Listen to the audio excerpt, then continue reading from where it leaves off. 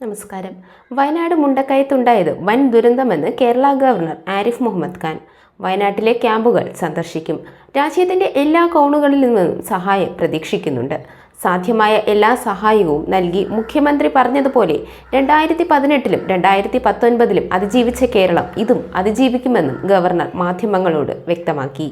വയനാട്ടിൽ ഇപ്പോൾ ഉണ്ടായ ഉരുൾപൊട്ടലിൽ ദുരന്തം അനുഭവിക്കുന്നവരെ എല്ലാവിധത്തിലും സഹായിക്കാൻ നാം ഒരുമിച്ചിറങ്ങേണ്ട സാഹചര്യമാണ്. ത്തിൽ സഹായങ്ങൾ പ്രഖ്യാപിച്ച് ഇതിനോടകം പലരും മുന്നോട്ട് വന്നിട്ടുണ്ടെങ്കിലും അതൊന്നും മതിയാകില്ല. കൂടുതൽ സഹായങ്ങൾ ഉണ്ടെങ്കിൽ മാത്രമേ എല്ലാ തരത്തിലും നമുക്ക് ആ നാടിനെ പുനർനിർമ്മിക്കാൻ സാധിക്കുകയുള്ളൂ. മുഖ്യമന്ത്രിയുടെ ദുരിതാശ്വാസ നിധിയിലേക്ക് സംഭാവനകൾ നൽകി അവരെ സഹായിക്കാൻ പങ്കാളിയാക്കണമെന്നും മുഖ്യമന്ത്രി വ്യക്തമാക്കി.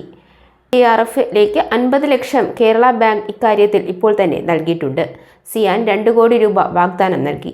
തമിഴ്നാട് മുഖ്യമന്ത്രി MK സ്റ്റാലിൻ 5 കോടി രൂപ സഹായമായി നൽകുമെന്നും അറിയിച്ചിട്ടുണ്ട്. ദുരിതബാധിതരെ പുനരധിവസിപ്പിക്കാൻ സർക്കാർ സ്ഥലം കണ്ടെത്തണമെന്ന് പ്രതിപക്ഷ നേതാവ് VD സതീശനും വ്യക്തമാക്കി. അതുവരെ ദുരിതബാധിതരെ വാടക വീടുകളിലേക്ക് ഇവരെ മാറ്റണമെന്നും പുനരധിവാസം ഉണ്ടാകും വരെയുള്ള വാടകയും സർക്കാർ നൽകണമെന്നും VD സതീശൻ ആവശ്യപ്പെട്ടിട്ടുണ്ട്.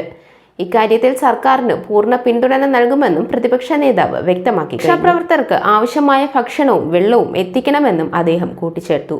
എന്ത് സഹായത്തിനും UDF പ്രവർത്തകർ സജ്ജമാണെന്നും VD സതീശൻ വ്യക്തമാക്കി.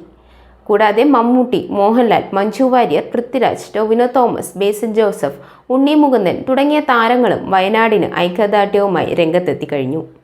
കനത്ത മഴയും പ്രകൃതിക്ഷോഭവും തുടരുന്ന സാഹചര്യത്തിൽ സുരക്ഷയും ജാഗ്രതയും പാലിക്കാൻ ശ്രമിക്കണമെന്ന് മമ്മൂട്ടി, മോഹൻലാലും ആവശ്യപ്പെട്ടിട്ടുണ്ട്.